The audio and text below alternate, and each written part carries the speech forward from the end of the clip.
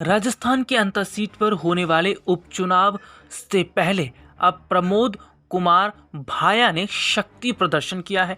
भाया के इस शक्ति प्रदर्शन से चुनावी मुकाबला और ज़्यादा दिलचस्प हो गया है। हालांकि अपने दर्शकों को बता दें कि नरेश मीना जो कि कांग्रेस के खिलाफ जो है वो बगावती तेवर अपनाए हुए थे और टिकट ना मिलने की वजह से उन्होंने निर्दलीय ही पर्चा भरा। निर्दलीय पर्चा भरने के बाद नरेश मीना ने भी अपनी शक्ति प्रदर्शन की स्थिति को दिखाया, जिसके बाद बीजेपी और कांग्रेस जो है वो पूरी तरीके से हिल गई। उसके बाद भाया ने भी नामांकन दाखिल करने के बाद शक्ति प्रदर्शन दिखाया, जिसके बाद ये कहा जा रहा है कि अंतर सीट का उपचुनाव इतना आसान भी नहीं है। हालांकि बीजेपी अभी तक अपना उम्मीदवार तय नहीं कर पाई है। हालांकि पूर्व मुख्यमंत्री वसुंधरा राजे जो मौजूदा समय की मुख्यमंत्री हैं भजन लाल शर्मा और प्रदेश अध्यक्ष मदन राठौड़ के बीच लंबी मंत्रणा हुई।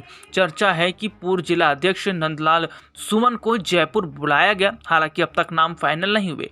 नंदलाल सुमन माली समाज से आते हैं और वसुंधरा समर्थक माने जाते हैं, लेकिन अब देखना यह है कि बीजेपी यहां से प्रत्याशी किसे घोषित करती है। हालांकि भारतीय जनता पार्टी के अंदर जो है वो वसुंधरा राजे और सीएम भजनलाल शर्मा के बीच में अनबन की स्थिति जो है वो भी साफ नजर आ रही है। इस वजह से और बीजेपी को जो है यहाँ पर मुश्किलों का सामना करना पड़ रहा है। वहीं दूसरी तरफ अगर जातीय समीकरण की बात करते हैं तो दूसरी तरफ ब्राह्मण वर्ग की नाराजगी भी सामने आ रही है। ब्राह्मण समाज बीजेपी का कर वोटर माना जाता है, लेकिन इस बार ब्राह्मण समाज यहाँ किसी स्थानीय ब्राह्मण को टिकट देने की मांग कर रहा है। नाराजगी के चलते अंत में पोस्टर भी लगाए गए जिसमें लिखा जनरल सीट, जनरल उम्मीदवार, स्थानीय उम्मीदवार। यह मांग तेज होती दिखाई दे रही है। खास बात यह है कि इस सीट पर बीजेपी ने 2008 के बाद अधिकतर बाहरी व्यक्तियों को ही चुनाव लड़ाया है।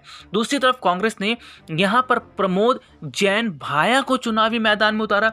भाया जनरल कैटेगरी से आते हैं और स्थानीय भी हैं।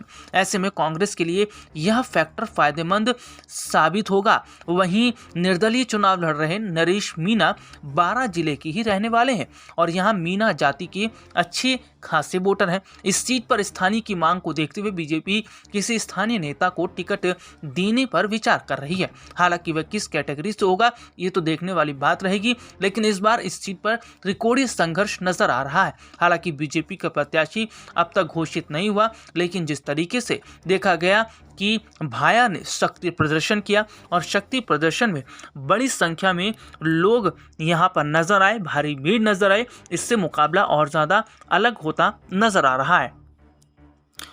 बता दें कि इस सीट पर 10 से 12 जातियों का फैक्टर माना जाता है, जो कि यहाँ पर जो उम्मीदवार खड़े हैं वो तय करेंगे 10 से 12 जाति कि किसे यहाँ पर जो है जिताना है, किस पर भरोसा जताना है। हालांकि अगर 10 से 12 जातियों की बात करें तो इसमें एससी वर्ग जो कि 45,000 इनका वोट बैंक माना जाता है। मीणा समुदाय का भी वोट बैंक है जो कि 35,000 है।